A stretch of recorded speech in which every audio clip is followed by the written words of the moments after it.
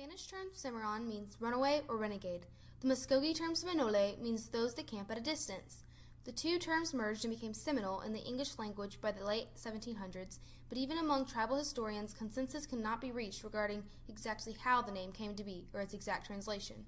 However, all agree on being the Unconquered.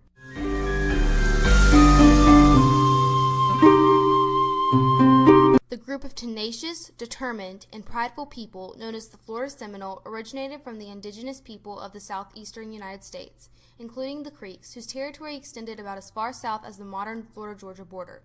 By the mid-1700s, some began migrating into northern and central Florida after conflicts over land and trading with the white man. As conflicts with outsiders increased, a decision was made to unite and to become one people.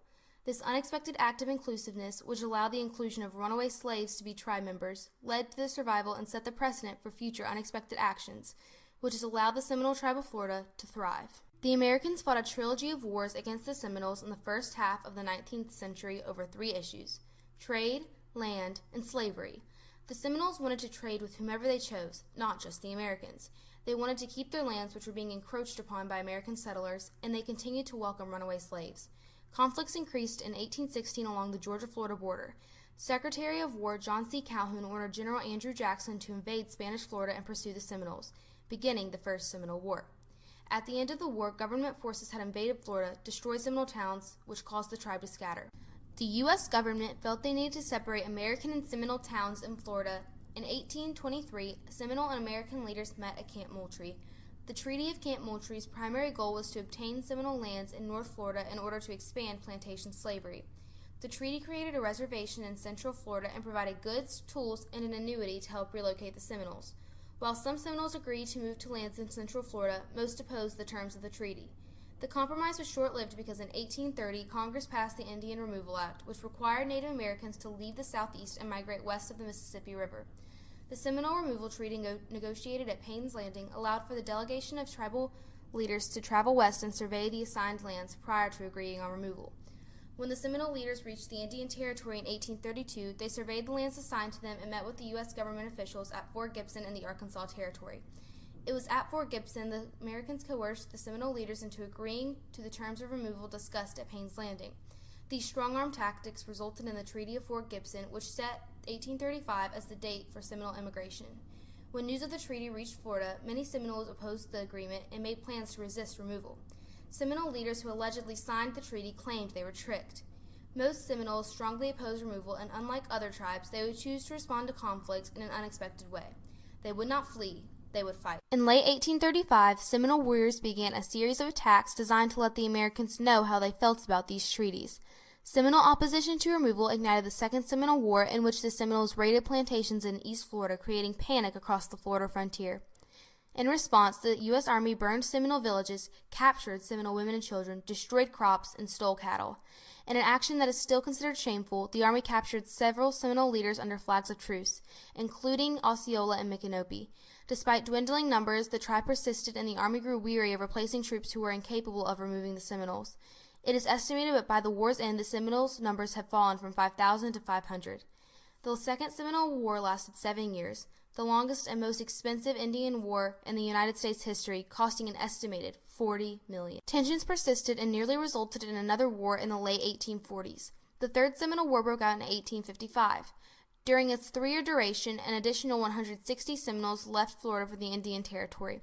By 1858, the Seminole population in Florida was less than 200. The abundance of correspondence between R.K. Call, Florida governor, and multiple dignitaries, as well as Lieutenant Jessup's diary, provide an ample understanding of the wars from the perspective of settlers. However, a conflict that cannot be overlooked is the lack of Native American voices recorded on this topic.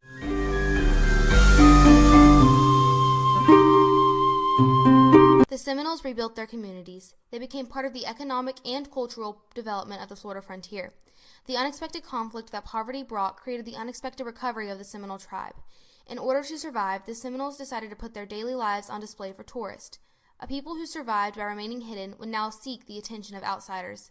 Beginning in the 1920s, some Seminole families worked at tourist villages selling native crafts, providing guided airboat tours, wrestling alligators, and much more. The reservations were established in the 1920s and 30s. Few Seminoles relocated due to mistrust of the government. By the late 1930s, cattle, landscaping, health, education, and handicraft programs were in place at the Brighton, Big Cypress, and Dania reservations. Cattle, in particular, helped establish a thriving economy for the Seminoles, who count Old Cowkeeper as forefather, and believed that it was their ability to use their herds as a mobile protein source during the Seminole Wars that they were able to outlast their enemies. Their ability to breed quality livestock is celebrated annually during the Seminole Rodeo, and through their business venture, Seminole Pride Beef. The tribe is proud to be instrumental in the development of the longest-lived business on the North American continent, the Florida cattle industry, and continues to manage 5 cattle operations on 5 reservations. In 1957, Florida Seminoles obtained federal recognition from the U.S. government, and according to Alex Johns, Seminole Tribe member and Natural Resource Director, developed their first tribal constitution from cattle co-op bylaws. The ability of the tribe to sell discount, tax-free tobacco products beginning in the late 1970s gave the Seminoles a stable enterprise that was not agriculturally based, and even today provides revenue for the tribe. However, the opening of the tribe's first high-stake bingo hall in Hollywood was a national first. Yet the success of Seminole gaming brought about a new era of conflicts, which this time would be fought in a courtroom, including that of the U.S. Supreme Court in 1996. The Seminole tribe's Unconquered mentality fueled its entrance into the gaming industry before any other tribe, and its legal challenges opened the door for dozens of other American Indian tribes to follow suit. Currently, over $500 million is generated from Seminole gaming annually. In 2005, a new threat to the Seminoles emerged, the NCAA. The Florida State University Seminoles, a mascot the university had proudly proclaimed for more than half a century, was put on the National Collegiate Athletic Association's list of hostile or abusive mascots.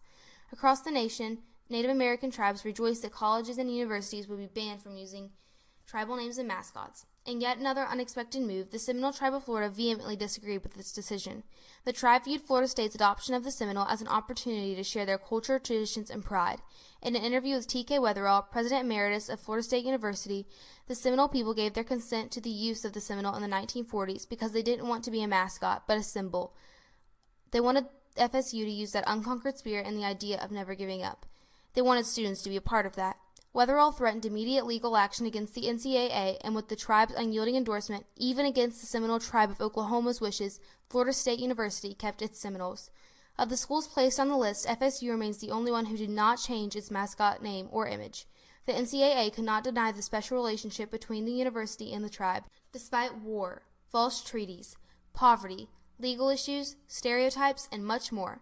The Seminole Tribe of Florida has done much more than survived. They have thrived. Their ability to do the unexpected is the reason for this. They are the ultimate example of compromise as they begin a tribal ceremony. They bear the flag of the state of Florida, which, though they have called home for centuries, has not always been welcoming to them. They carry the flag of the Seminole Tribe of Florida to represent them as a people, and they honor the flag of the United States of America, with whom they never signed a treaty. Today, the Seminole Tribe of Florida is a powerful factor in politics, business, and culture, and though they have faced many setbacks and even tasted defeat, they remain the Unconquered.